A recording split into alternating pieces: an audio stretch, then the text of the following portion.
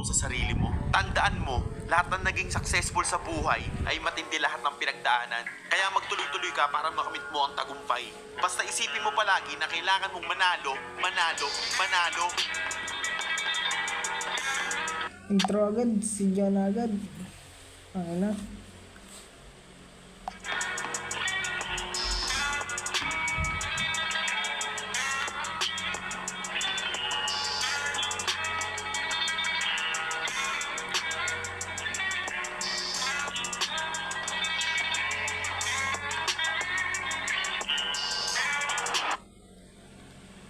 Sa akin Ni Mark.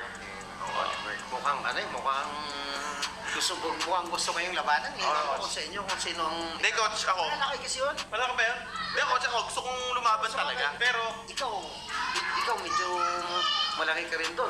5'10 ako. Di ko alam anong height nila. Siguro anong timbang nila, coach. Ako gusto ko talaga lumaban, coach. Pero gusto ko tanong sa'yo kung paano ba, kung pwede na ba o hindi pa. Kasi, ba't ako mag-training yung araw-araw kami. Once a week na lang kami punta rito kasi wala nang BOT1.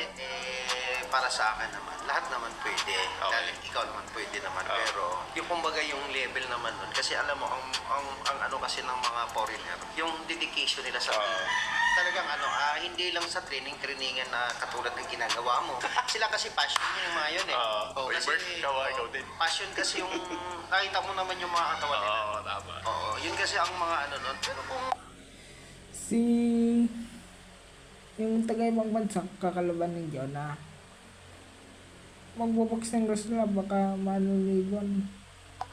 kailangan naman nating labanan, bakit hindi? Kasi sige. parehas ka naman may kamay, parehas naman kayong may May katawan, na may pa. igagalaw eh. Oo, tama. Oo. Pero sa pagka ngayon, medyo... Malabo pa ngayon. Hindi, alam ko rin naman sa sarili ko na ngayon, malabo pa.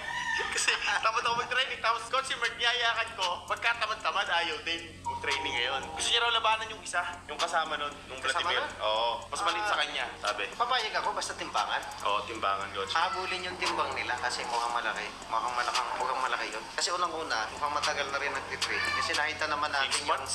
Di lang. Nauna siya eh. Nauna siya, di ba coach, nung bagong laban ko kayo, nauna siya. Tapos, Hindi, yung kalaban na yung sabihin. Oo. Na mukhang matagal na nag-i-ensayo. yun nga, matagal na nauna nga yun nun, coach, bago kami lumaban kay Yolob nun. Nauna siya. So, anong plano nyo ngayon? So coach, ewan ko, ikaw nga tinatanong ko eh, kung paano mangyayari. Kasi pag kumasa kami, pero wala pa naman eh, kasi tinatanong ko yung event. Wala pa. Tingnan ko muna yung nila, yung capability ng dalawa. Yun. Tingnan ko muna kung pwede ba tayo doon o hindi. Kasi Okay, coach. kailangan naman makita muna, masilip muna kung pwede o hindi. Kasi mahirap kasi yung sige ka ng sige, Oo nga hindi eh. pala tayo pwede doon.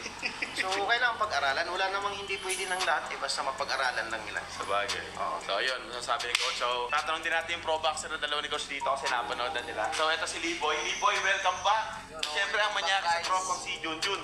Jonah, Ano, napanood nyo na yung dalawang parang tayo doon